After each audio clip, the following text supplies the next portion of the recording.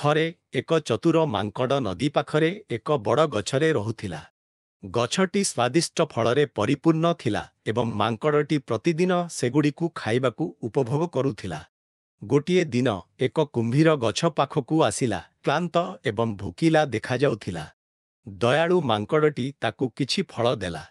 କୁମ୍ଭୀରଟି ଖୁସିରେ ସେଗୁଡ଼ିକୁ ଖାଇଗଲା ଏବଂ ମାଙ୍କଡ଼କୁ ଧନ୍ୟବାଦ ଦେଲା।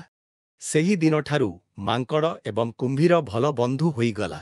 ମାଙ୍କଡ଼ଟି ପ୍ରତିଦିନ କୁମ୍ଭୀରକୁ ଫଳ ଦେଉଥିଲା ଏବଂ ସେମାନେ ପରସ୍ପର ସହିତ କଥାବାର୍ତ୍ତା କରି ଉପଭୋଗ କରୁଥିଲେ।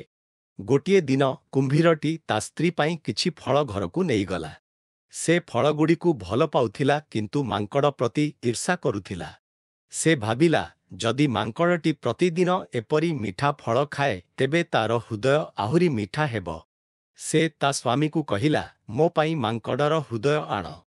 ମୁଁ ତାହା ଖାଇବାକୁ ଚାହୁଁଛି। କୁମ୍ଭୀରଟି ଆଶ୍ଚର୍ଯ୍ୟ ହୋଇଗଲା କିନ୍ତୁ ସେ ତାର ସ୍ତ୍ରୀକୁ ବିରକ୍ତ କରିବାକୁ ଚାହୁଁନଥିଲା। ସେ ମାଙ୍କଡ଼କୁ ଠକିବାକୁ ନିଷ୍ପତ୍ତି ନେଲା। ପରଦିନ ସେ ମାଙ୍କଡ଼କୁ ନଦୀ ପାର ତାଙ୍କ ଘରକୁ ନିମନ୍ତ୍ରଣ କଲା। ମୋ ସ୍ତ୍ରୀ ତୁମକୁ ଭେଟିବାକୁ ଚାହୁଁଛି, ସେ କହିଲା। ମାଙ୍କଡ଼ଟି ସଂକୋଚ କଲା, ମୁଁ ପହଁରି ପାରୁନାହିଁ। କୁମ୍ଭୀରଟି ଉତ୍ତର ଦେଲା, ଚିନ୍ତା କର ନାହିଁ। ମୋ ପିଠିରେ ବସ, ମୁଁ ତୁମକୁ ପାର କରାଇଦେବି। ମାଙ୍କଡ଼ଟି ଖୁସିରେ କୁମ୍ଭୀରର ପିଠିରେ ବସିଗଲା। ଯେତେବେଳେ ସେମାନେ ନଦୀର ମଧ୍ୟଭାଗରେ ପହଞ୍ଚିଲେ, କୁମ୍ଭୀରଟି କହିଲା, ମୋ ସ୍ତ୍ରୀ ତୁମର ହୃଦୟ ଖାଇବାକୁ ଚାହୁଁଛି, ତେଣୁ ମୁଁ ତୁମକୁ ତାଙ୍କ ପାଖକୁ ନେଇଯିବି।